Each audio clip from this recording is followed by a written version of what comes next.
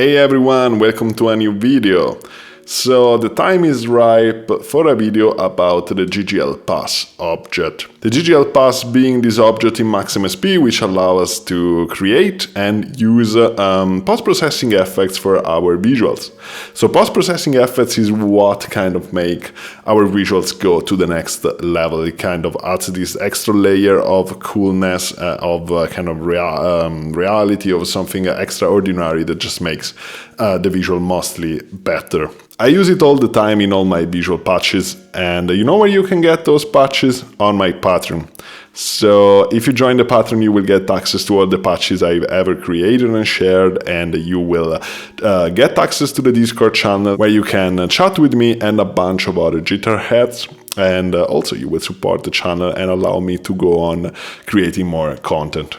Okay, so enough with the promotion, and let's actually see how we can use and create our own post-processing effects for the JIT.GL.PASS object. So as you can see, I've got a little 3D scene here. We got our duck, we got the sphere. In the patch, the duck is here with a JIT.GL.PBR object attached to it, so it gives it kind of realistic lighting. And the JIT.GL.PBR is attached as well to this grid shape here, this sphere. Then we got a floor with also PBR attached with some textures to simulate some sort of stone floor. And then we got a couple of lights. One is the spotlight that makes the light around the duck and the sphere. The duck is actually projecting a shadow on the sphere and on the floor. And then we got the directional light, which we use to illuminate the kind of the whole scene. And that's it. Nothing too fancy, just to get something to work with. Good. So let's now see how to use the JIT.GL.PASS object. So let me create it. JIT.GL.PASS. Now, if I just create it, it will not do anything, right? It will just sit there in the patch because it doesn't know which effect we want to use. So how do we know which effects we have at disposal? Max comes with a series of effects already built in, which we can use in our patches. That's pretty cool. And how do we know which are those effects? Easy. We just right-click on a JIT.GL.PASS object with the patch unlocked, and we go into Open JIT.GL.PASS reference. And there we got the reference of the object. Now, if we read the reference, we can see a list of all the effects already built in Max. I'm going to copy those and I'm going to pass them inside a comment. So these are our built-in effects, right? So we can see that we got the bloom HQ, the depth, the FX, AA, and a bunch of others. So let me try to create the bloom HQ effect, one of my favorites. So it works like this. I simply, without connecting the JIT.GL.PASS to anything, I simply write inside FX name and then the name of the effect I want to have. For example, bloom HQ. Now you can see that suddenly something is happening in the scene, kind of got brighter and there's something happening. Now, if I right click on the input of the JIT.GL.PASS object, I will see that there is a threshold parameter, which I can then use to change the threshold of the bloom effect. So I can change when the actual bloom starts to take effect. So if I set it to 0.4, it will have this effect. If I set it to something higher, it will affect less objects. So when the colors are bright enough, they will start to be affected by the bloom. Okay, cool. So as you can see, without attaching anything, without attaching the JIT.GL.PASS to anything, it's already working. And this works because the JIT.GL.PASS is connecting itself to the node inside the JIT world object. So inside the JIT world object, there is actually a JIT.GL node where our scene is actually rendered, and the JIT.GL.PASS is actually connected to that node. If we check the draw to attribute of the JIT.GL.PASS, it automatically been set to main. So it's rendering to our main context. Okay, let's try to change the effect to something else. For example, the motion glitch effect, and see what happens. Okay. And let's actually, yeah, okay. So this is the motion glitch effect. Let's try to, it kind of gives a kind of a glitchy effect when we move the camera around, so to everything that is moved during the last frame. Okay, but so you can actually see how this is influencing our whole scene. Cool, let's actually take a look now to what is going on inside the actual JIT.GL.PASS object. So if I double click on it, it will open. And in fact, it will open in Visual Studio Code because that's the editor I've chosen for Max to open text files with.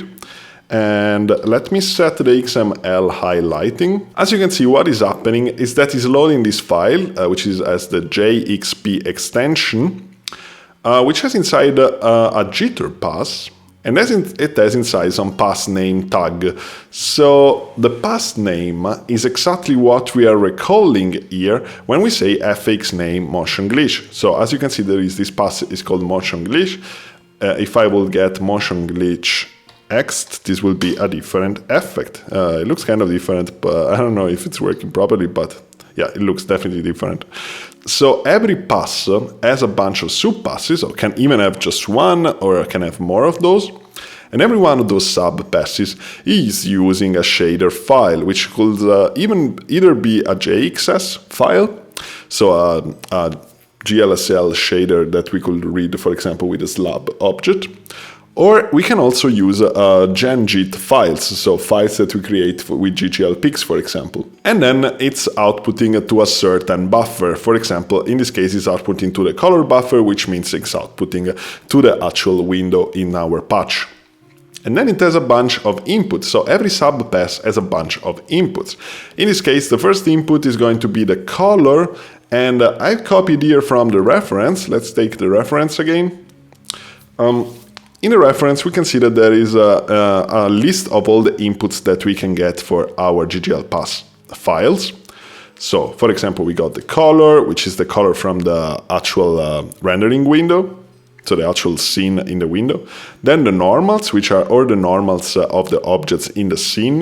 Then the velocity, and then the previous, which means the previous pass.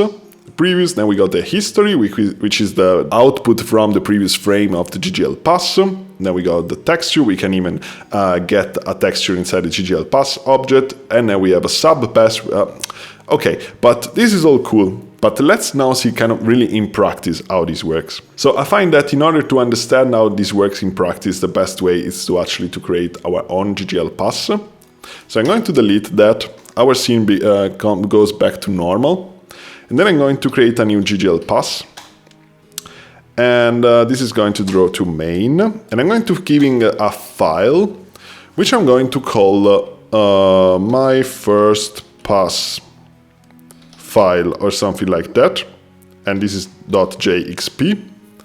This file doesn't exist at the moment, so I'm just going to create one.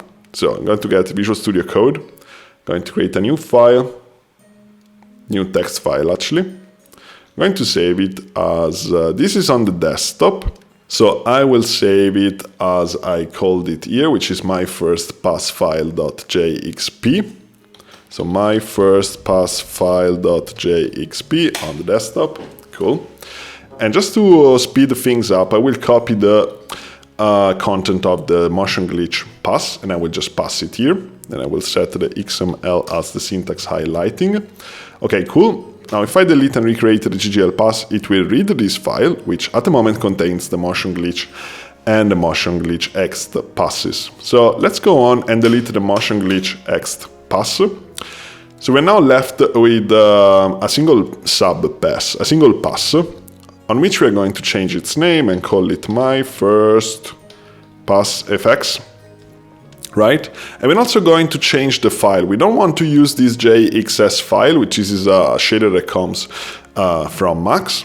We are going to use our custom file. So in order to use a custom file, we first need to create it. So we are going to use actually a genjit file. So we're going to create a shader with JIT.GL.PASS, and then we're going to save it as a genjit file. So let's create a JIT.GL.PASS object. So JIT.GL.PASS. Give it a title and let's call it simply something very, really very basic. Let's say just multiply by previous or something. multiplied by previous frame. Yeah, this maybe cool. Or sum to previous frame. So sum to previous frame. So let's go inside the shader. And let's actually just sum the input 1 to the input 2. We will see how this works then in the pass. Okay, so I'm going now into File, Save As. Going to call it Save to Previous Frame genjit. I will save it in the desktop, where also my patch is. Patch is called Pass Tutorial, so it's right here.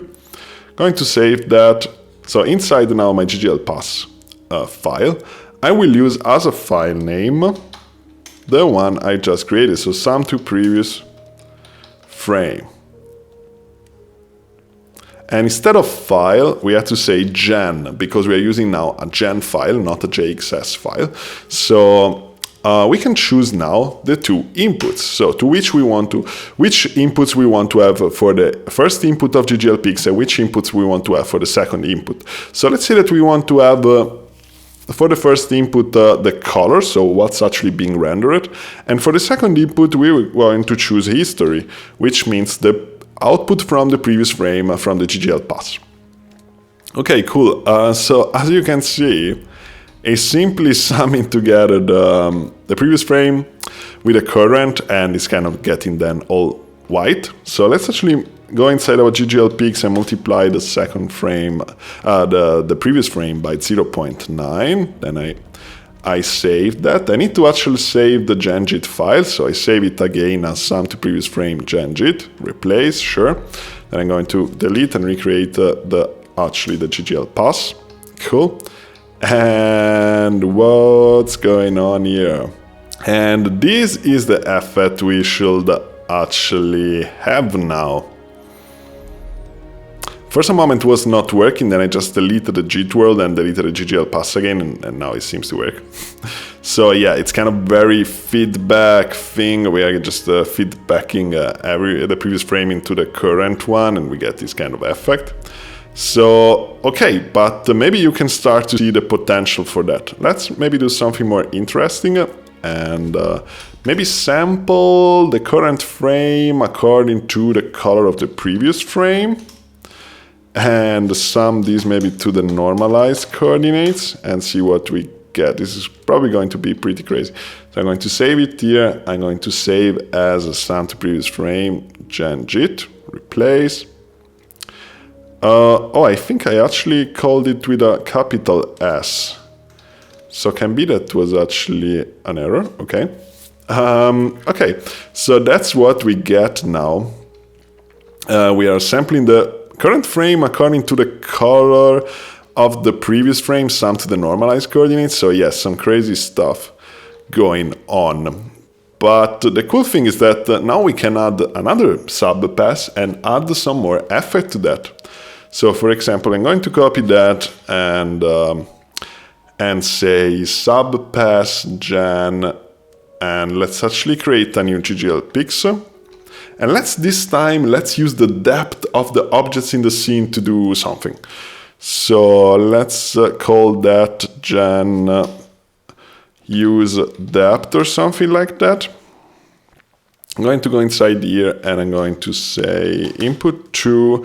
So we're going to get the depth from the objects, and this we get when we have a JIT.GL.PBR or a JIT.GL material attached to the objects. That's the only case in which we can get the depth from the 3D objects, the depth in the scene, so how far they are from the camera actually.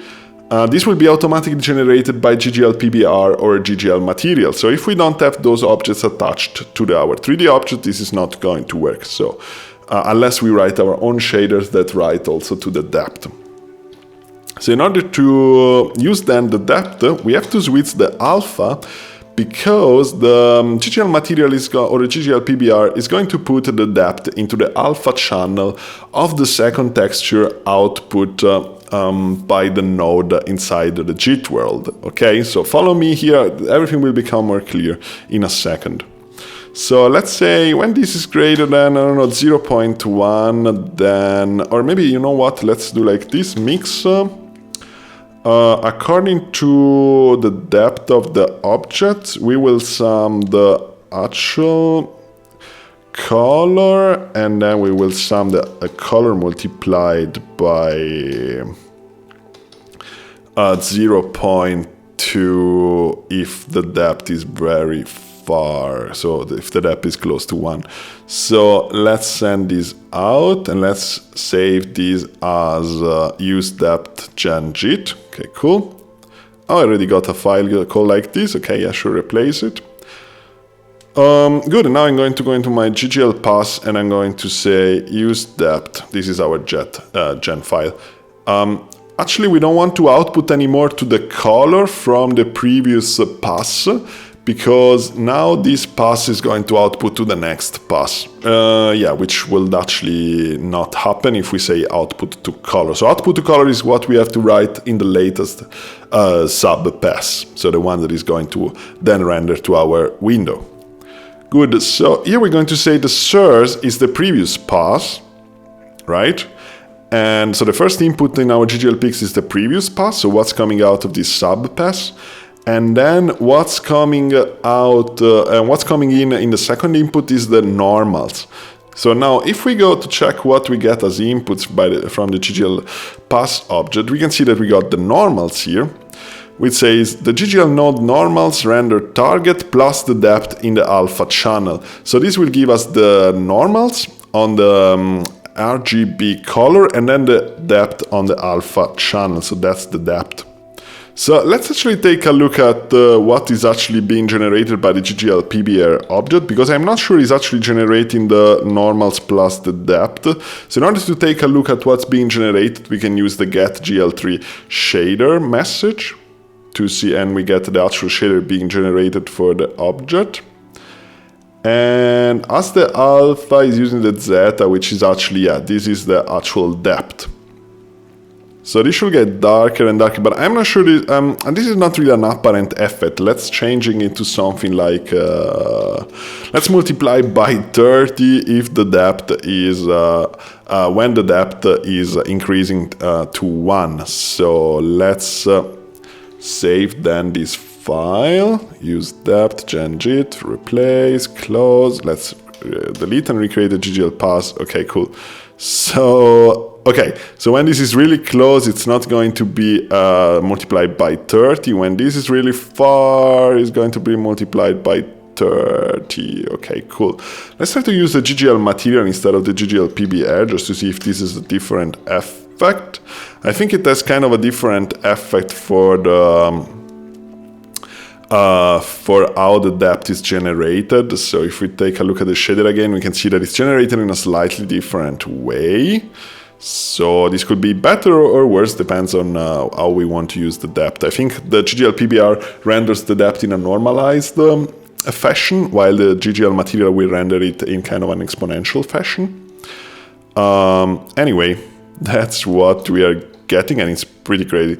So we are using the depth of the objects to multiply their color by 30 when they're very far from the camera. So it's kind of linearly increasing until they are multiplied by 30 when the depth is of the value 1, which basically is going to be when the objects are disappearing outside of the far clip. Yeah. Okay, interesting. I guess this is interesting stuff. Cool. One more thing which is actually very important about the JIT.GL.PASS is that it works also with a JIT.GL node. So it actually works mostly with a JIT.GL node, but if we don't attach it to anything, it's going to render to the JIT.GL. It's going to attach itself to the JIT.GL node inside the JIT world. So let's create actually a JIT.GL node which renders to main, and it's let's give it a name and call it node or something. And then let's render actually our objects into node. So node here, grid shape here, node, and then these also as well into node. Cool, and then let's render this JIT.GL.PASS actually to node as well. Cool. So now the JIT.GL.PASS is rendering to node. If we take a look at what's being generated by the JIT.GL node, we can see that that is actually our scene. Right, it looks a bit strange, it looks kind of greenish, and that's because, yeah, we are using this that we are looking at. I guess these are the normals of the objects, because now, as you can see, the JIT.GL node is giving us as an output two textures, because it's going to output the color of the scene and then the normals. Let's say that we will get as an input also the velocity. So inside our pass, let's say that we want another input source, and let's call it velocity. This will be also automatically generated by the JIT.GL PBR and JIT.GL material objects.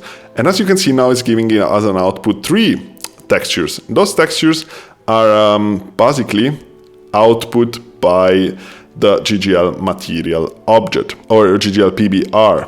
So now, for example, you can see that on the color is writing the actual color, and then on the material 2 is writing the normals plus the depth, and then material 3 is outputting the velocity of the pixels from frame to frame, of the vertices actually, or the pixels of the shapes from frame to frame. So this is why we're getting now 3 textures as an output.